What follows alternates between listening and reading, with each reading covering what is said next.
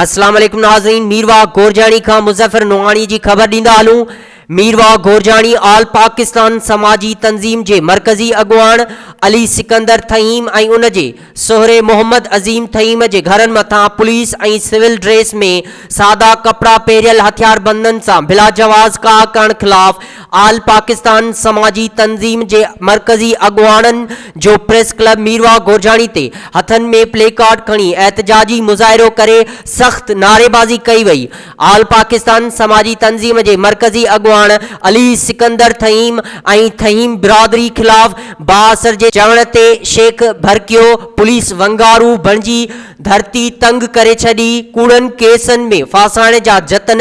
जॾहिं सफ़ेद पोश ॻोठाणनि खे बिला जवाज़ गिरफ़्तार करे कूड़ियूं FIR दाख़िल करे लाकअप करे छॾियो। ॻोठाणनि जे चवण मूजिब त शेख भड़कियो पुलिस चादर ऐं चौदीवारीअ जो तक़दुस पामाल कंदे पुलिस तर जे बाअसर भोतारनि जी वंगारू बणिजी असांजे क़दीमी ॻोठ खे मोसमार कराए छॾियो आहे। आल पाकिस्तान समाजी तंज़ीम जे सॾ ते आल पाकिस्तान जे समाजी तंज़ीम जी मरकज़ी अगवान ऐं उन जी बिरादरी जे घरनि ते चढ़ाई करे चादर ऐं चौदीवारी जो तक़दुस पामाल कंदे बिला जवाज़ घरनि ते का ख़िलाफ़ ज़िले मीरपुर ख़ास जे सदर नवाज़ अली शाह, खजांची इरशाद मेमून, मरकज़ी अगवान हबीबुर रहमान टंडो अलियार जे सदर परवेज़ लाशारी ऐं ज़िले जे उहिदेदारनि जो हथनि में प्ले कार्ड खणी सख्त एहतजाज कंदे साफ़िन सां ॻाल्हाईंदे चयो त आल पाकिस्तान समाजी तंज़ीम मीरपुर ख़ास ज़िले जे सदर सैयद नवाज़ अली शाह टंडो अलियार जे ज़िले जे सदर परवेज़ लाशारी चयो त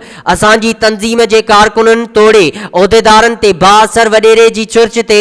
शेख भड़कियो पुलिस जीअण जंजाल करे छॾियो आहे। असां chief justice Sindh high court ऐं IG सिंध SSP टंडो अलियार ऐं ॿियनि वसवारनि खां मुतालबो कयूं था त अली सिकंदर थईम ऐं उन जी बिरादरी जे माण्हुनि ते बिला जवाज़ पुलिस जी चढ़ाईअ जी साफ़ शफ़ाफ़ इंक्वायरी कराई वञे, न त ॿी सूरत में सॼी सिंध सराफा एहतजाज बढ़ियल हूंदी।